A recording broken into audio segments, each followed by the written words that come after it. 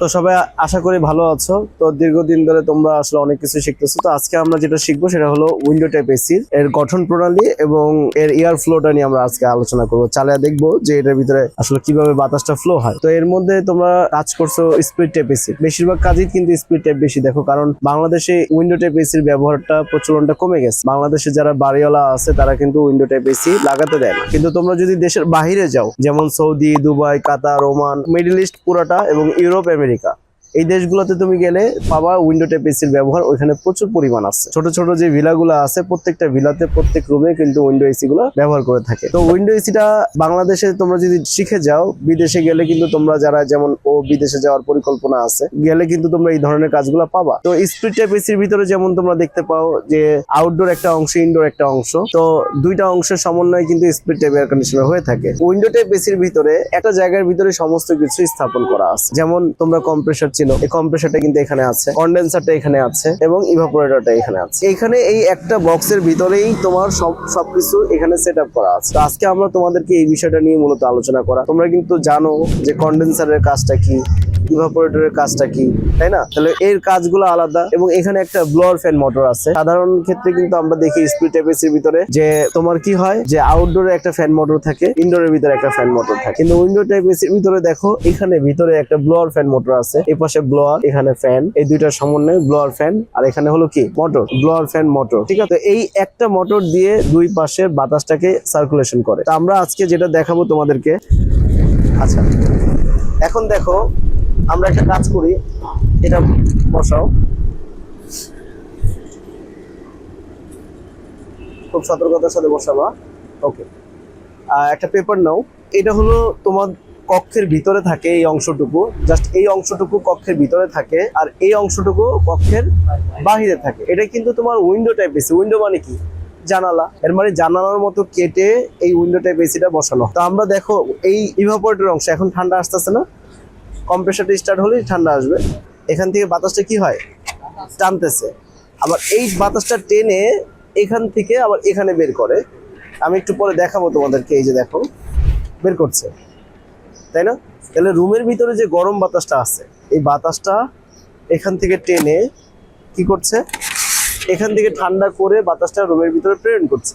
তাহলে সেই একই বাতাস সার্কুলেশন করতেছে। কিন্তু আবার অপর পাশে কিন্তু যে কন্ডেন্সারটা আছে, এই কন্ডেন্সারটা কি করছে, উত্তপ্ত হয়, গরম হয়। এই গরম হলে এখানে যে ফ্যানটা আছে, এই পিছন থেকে প্রকৃতির যে বাতাসটা আছে, এই অংশটুকু বাইরে থাকে, প্রকৃতির যে বাতাসটা আছে, সাধারণ যে বাতাসটা আছে, সেই বাতাসটা এখান থেকে টানে। দেখো টানতেছে না, টানতেছে কিনা? আমরা ভিতরে ঢুকাবো না, ঢুকালে ভেঙে যেতে পারে, পাখাটা ভেঙে যেতে পারে, খুব সেন্সিটিভ পাখা।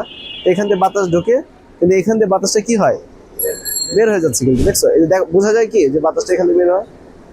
এইভাবে কি করে এয়ারটাকে সার্কুলেশন করে কক্ষের বাহিরে কি করবে, বাতাসটা বের করে দিবে। এর মানে নর্মাল বাতাসটা নিয়ে এই কন্ডেন্সারটাকে ঠান্ডা করে গরম বাতাসটাকে প্রকৃতির মধ্যে ছেড়ে দিবে। এইভাবে করে তোমার একটা উইন্ডো টাইপ এসি কন্টিনিউয়াসলি যখন কাজ করে, তখন এইভাবে তোমার এই পুরো কার্যক্রমটা চালু রাখে। এখন আমরা এটা একটু উপরে উঠাই।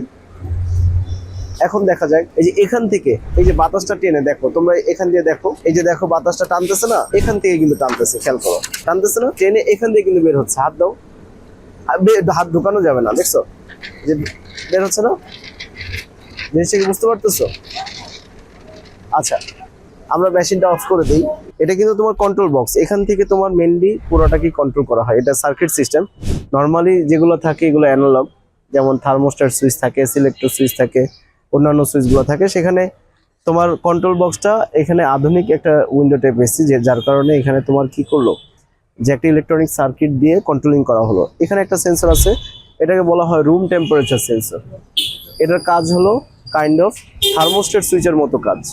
থার্মোস্ট্যাট সুইচ যেভাবে তোমার নির্দিষ্ট টেম্পারেচার আসার পরে কি করে, কম্প্রেসারকে বন্ধ করে দেয়, এই সেম কাজটা এই সেন্সরটা করে থাকে। এটার নাম কি, রুম টেম্পারেচার সেন্সর। আর এখানে একটা সেন্সর আছে যেটা হলো পাইপ টেম্পারেচার সেন্সর। এটার নাম কি, পাইপ টেম্পারেচার সেন্সর। এই সেন্সরটা তোমার কিন্তু স্প্লিট টাইপ এসিতেও আছে, দুইটা সেন্সরই কিন্তু আছে, একইভাবে কাজ করে। এটার কাজ হলো কি, এটাকে তোমার টেকনিশিয়ানরা অনেকে ভাইস সেন্সর বলে, অনেকে এটাকে তোমার আইস কাটার বলে, কিন্তু এটা সঠিক নাম হলো পাইপ টেম্পারেচার সেন্সর।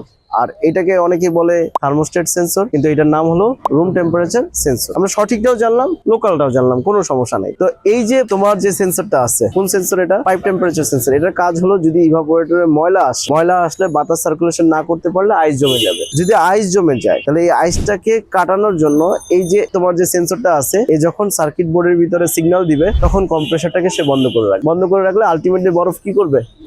গলে যাবে। সিম্পল জিনিস। তাহলে এই সেন্সরটার কাজ আর এই সেন্সরটার কাজ বুঝতে পারছো না? আবার এখানে দেখো, এখানে একটা কিন্তু সুইং মোটর আছে। সুইং মোটর আছে কিনা? এই সুইং মোটরটার কাজ কি? এই এয়ারটাকে ফ্লো করা। এখানে সুইং ব্লেড আছে। তাহলে এখানে এটা তোমার চেপার মোটরও বলে, সুইং মোটরও বলে। তো এই মোটরটার কাজ হলো এই সুইং ব্লেডটাকে বা সুইং লোভার বলে, এগুলো কি করে? এয়ার ফ্লোর ডিরেকশনটাকে কন্ট্রোল করে। তুমি যদি এখান থেকে রিমোট থেকে তুমি যদি অটোমেটিক করে দাও তাহলে লেফট রাইট করতে থাকবে। তোমরা তো স্পিড টাইপের কাজ দেখছো না কিভাবে করে? ওই সেম ভাবে তুমি যদি রিমোট থেকে তুমি যদি অটো করে দাও তাহলে সে লেফট রাইট করবে। আর যদি তুমি ফিক্স করে দাও যেই পোর্শনে রাখবা ঠিক ওই পোর্শনেই থাকবে। এই হলো তোমার সিম্পল জিনিস। উইন্ডো স্প্লিট টাইপ এসির থেকে উইন্ডো টাইপ এসি কিন্তু আরো সহজ। কথা কি বুঝতে পারছি? তাহলে আগে মূল বিষয়টা হলো কম্প্রেসার সম্পর্কে ভালো করে শিখতে হবে, কন্ডেন্সার সম্পর্কে ভালো করে শিখতে হবে, ইভাপোরেটর সম্পর্কে ভালো করে শিখতে হবে। এগুলো যদি তুমি বেসিকটা ভালো করে শিখতে পারো তাহলে যেটা হবে যে তুমি যে কোনো এসির কাজ কিন্তু সহজে করতে পারবা। বেসিক জানতে হবে আগে ভালো করে। কথা কি বুঝতে পারছি? তুমি যদি এই ইভাপোরেটরের কাজ কি সেটা বুঝো নাই, কম্প্রেসারের কাজ কি সেটা বুঝো নাই, তাহলে তুমি কিন্তু কোনো কম্প্রেসারের কাজই কিন্তু বুঝবা। কিন্তু তুমি যদি এর মূল কাজটা বুঝতে পারো, তোমরা কিন্তু আমাদের ইউটিউব চ্যানেলে আমাদের ক্লাস আছে। এই ক্লাসগুলো যদি তোমরা একটু ভালো করে দেখো, আমরা কিন্তু প্লে লিস্টে, তোমরা আরএসি টেকনোলজি যে চ্যানেলটা আছে সেই চ্যানেলে গিয়ে প্লে লিস্টে যাবা। প্লে লিস্টে গেলে দেখবা যে কম্প্রেসারের একটা ক্লাসিক করা আছে, ওখানে 4টা ভিডিও আছে।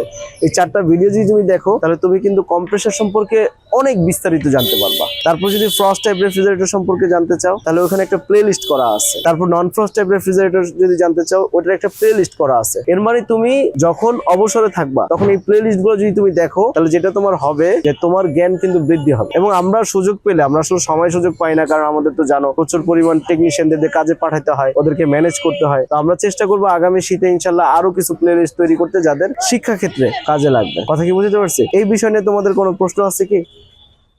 কোনো প্রশ্ন নেই? আচ্ছা, থ্যাংক ইউ। তো আশা করি তোমরা এই পুরো গঠন প্রণালীটা বুঝতে পারছো। এগুলো তোমাদের কাজের ক্ষেত্রে লাগবে। তারপর আমরা তো নিয়মিত ক্লাসের মাধ্যমে ইনশাল্লাহ আরো শিখবো। ঠিক আছে, আমরা আমাদের এই লক্ষ্য সেটা লক্ষ্যে পৌঁছাতে পারবো ইনশাল্লাহ। ধন্যবাদ। দক্ষ হয়ে বিদেশ যাব। We are from